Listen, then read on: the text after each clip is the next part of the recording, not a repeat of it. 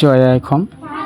আজি আমি তোমালোকক পঢ়াবলৈ লৈছোঁ নেলছন মেণ্ডেলা মানে অৰ্থাৎ ক্লাছ 10ৰ 2 নং চেপ্টাৰ নেলছন মেণ্ডেলা ইয়াৰ বিষয়ে লং ৱাক টু ফ্ৰীডম। আৰু এইখিনি নেলছন মেণ্ডেলাই নিজেই লিখিছে। তোমালোকক ইমানখিনি পঢ়াবলৈ প্ৰয়োজন সিমান নাই। ইয়াতে অলপ ইম্পৰ্টেণ্ট বস্তু এটা আছে যে নেলছন মেণ্ডেলাই কেতিয়া তেওঁৰ স্বাধীনতা দিৱসটো পালন কৰিছিল বা এইটো কথা কেতিয়া তেওঁ প্ৰকাশ কৰিছিল সেইখিনি হ'ব 1994 চনত বা 10 মে 1994।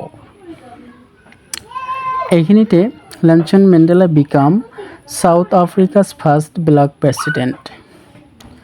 যে নেলছন মেণ্ডেলাই প্ৰথম সাউথ আফ্ৰিকাৰ কলা প্ৰেছিডেণ্ট হৈছিল বা কলা মানুহৰ পৰা প্ৰথম তেওঁ প্ৰেছিডেণ্ট হিচাপে নিযুক্ত হৈছিল বা জয়ী হৈছিল। তাৰপিছত Nelson Mandela has become South Africa's first black president after more than 3 centuries of white rules. এইখিনিতে তোমালোকক ক'ব বিচৰা হৈছে যে নেলছন মেণ্ডেলাই প্ৰথম কলাসকলৰ ভিতৰৰ পৰা ৰাষ্ট্ৰপতি হৈছিল প্ৰায় তিনিটা দশক বগাসকলৰ ৰুল কৰাৰ পিছত। অৰ্থাৎ বগাসকলে প্ৰায় তিনিটা দশক কি কৰিছিল ৰাজত্ব কৰিছিল। তিনিটা দশক ৰাজত্ব কৰাৰ পিছত বগাসকলে তাৰপিছত কলাসকলে সুবিধা পাইছিল বা নেলছন মেণ্ডেলাই প্ৰেছিডেণ্ট হ'বলৈ সক্ষম হৈছিল। মিষ্টাৰ মেণ্ডেলাছ আফ্ৰিকান নেশ্যনেল কংগ্ৰেছ বা NCA party one 225 of the 4 seats in the first democratic election of South Africa's history. Nelson Mandela African national Congress অৰ্থাৎ ANC পাৰ্টিৰ পৰা তেওঁ 252খন চিট 400 চিটৰ ভিতৰতে 252খন চিটত জয়ী হ'বলৈ সক্ষম হৈছিল, যিটো গণতান্ত্ৰিকভাৱে নিৰ্বাচন কৰা হৈছিল।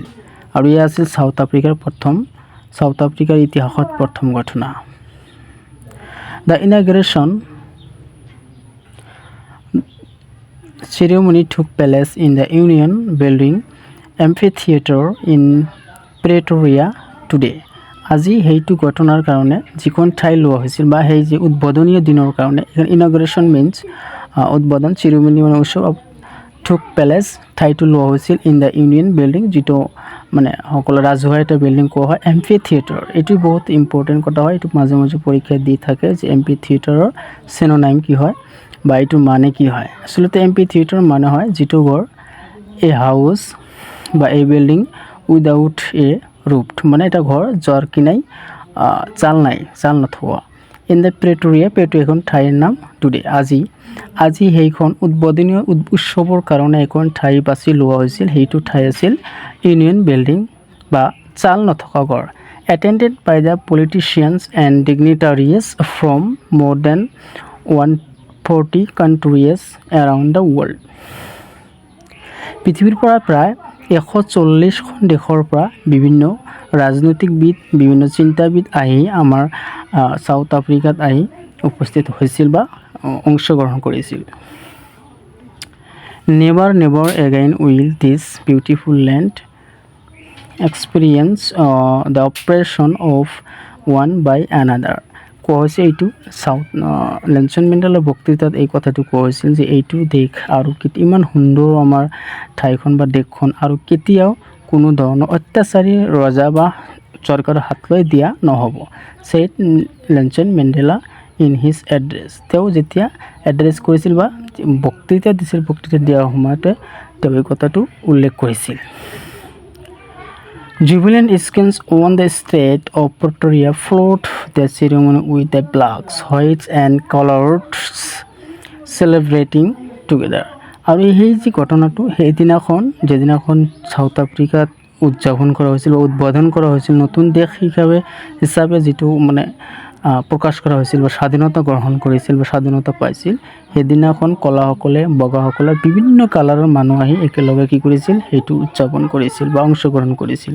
more than 10,000 South African men, women and children of all races sang and danced with joy। আৰু সেইদিনাখন প্ৰায় 10,000 মান চাউথ আফ্ৰিকান মানুহ, মাইকী মানুহ বা তিৰোতা মানুহ আৰু ল'ৰা ছোৱালীবোৰ আহি, তেতিয়া সকলো ধৰ্ম বৰ্ণৰ মানুহে আহি একেলগে গান গাইছিল আৰু নাচিছিল আৰু আনন্দ ফূৰ্তি কৰিছিল।